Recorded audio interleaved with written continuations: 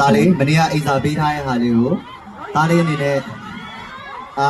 စာပြန်ရမယ်နော်ဟုတ်ကဲ့ကြားလားဟုတ်ဒါလေးကိုလိမ္မာရင်တတိကျကိုပို့ပေးမယ်ဒါမနေ့ကလူကြီးတွေလိုက်ကြောနေရတယ်စာမချက်ခဲ့ရအောင်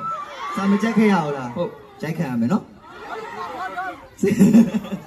ဆရာကိုတားရရမမို့ခွဲပေးပါလား30%ပေးမယ်โอเค15တော့လောက်လိုက်မေး30%ဒါရောက်ဝယ်အောင်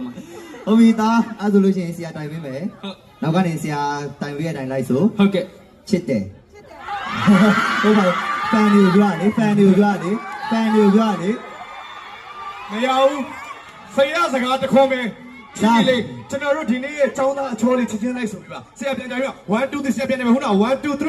ပြောမှာခုနကတော့အတိုင်းလေး1 2 ဟိုင်းတခါပဲရမယ်တခါပဲပေးတယ် ABC စမယ်နော် A B C D E F G A B C D E F G အဲ့လိုနော်ဒီလိုမလား H I J K L M N O P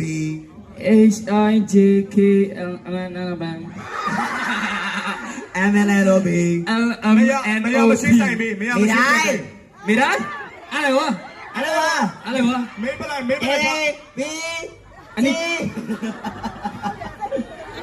ဒီမှာ L M N O P ကိုကျွန်တော်အမြဲမဆိုတယ်ဘူးလေ L M N L O P L M P M L O P M L P Okay Q R S N T U Q R S T Q R S T U V Q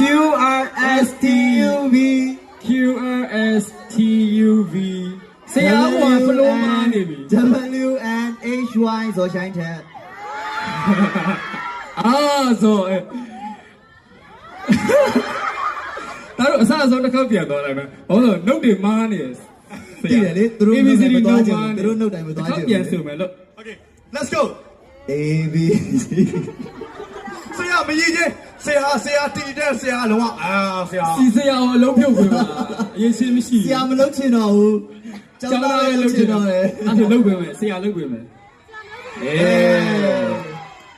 ရပါရဲ့လို့ဆရာတိုင်လို့တတ်ဆုံးမယ်A B C D E F G A B C D E F G H I J K M N O P H I J K L M N O P Q R S T U N V Q R S Q U V W H Y Z W H Y Z